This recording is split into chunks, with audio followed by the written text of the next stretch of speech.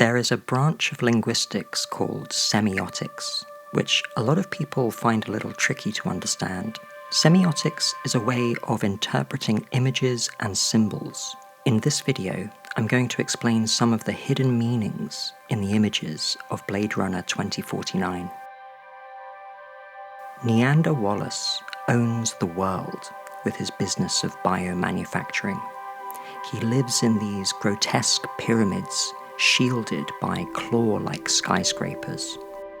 The pyramids serve as his home, temple, and corporate headquarters. In the language of cinema, the interplay between strong light and deep shadows can be used to symbolize death and danger. But this building is like a pyramid because Wallace is a god on Earth like the pharaohs were.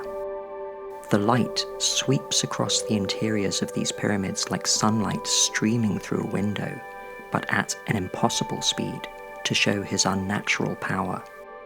Time has no meaning here because even the sun and the stars are under his sway. When Wallace returns from his time away from Earth, Love, his right hand, approaches this dark temple-like den. Chiaroscuro lighting, like the shadowy bars cast by Venetian blinds, is famously used in film noir to symbolize danger and death, and that the person whom the bars are cast on is trapped. Here, these shadows are like reflections from water, symbolizing that she is held down, drowning in fear and anxiety. The shape of the shadows are also like a spider's web, moving and constricting around her as she enters his lair, and we can see the sadness and fear on her face as she greets her master.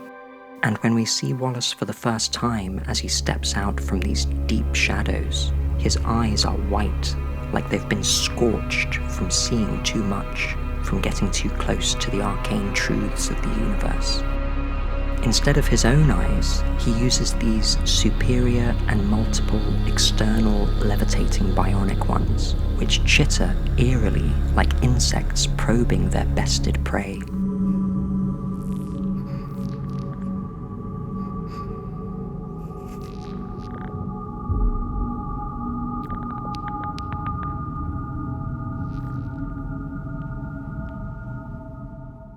The multiple eyes evoke both the 7 eyes of God and the multiple eyes of a spider.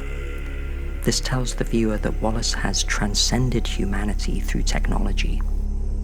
Like Odin, he has lost some of his sight in exchange for supernatural knowledge, and the power that Wallace has attained through this is monstrous. He can create life to whatever specifications he desires, and this has made him utterly indifferent to the suffering of others. He refers to his replicants as angels, showing his megalomania. We can see that Love, his the best angel of all, is terrified of him. Her extraordinary physical strength is no defense against a merciless god like him. As this newborn woman Wallace has just murdered fades to death, he endows her with a kiss as greeting, valediction, and divine mercy. This is what the shadows and light in this film whisper to your subconscious. This short video is a repurposed extract from a longer video essay about, you guessed it, Super Monkey Ball on the Nintendo GameCube. If you found this interesting, please consider liking and subscribing.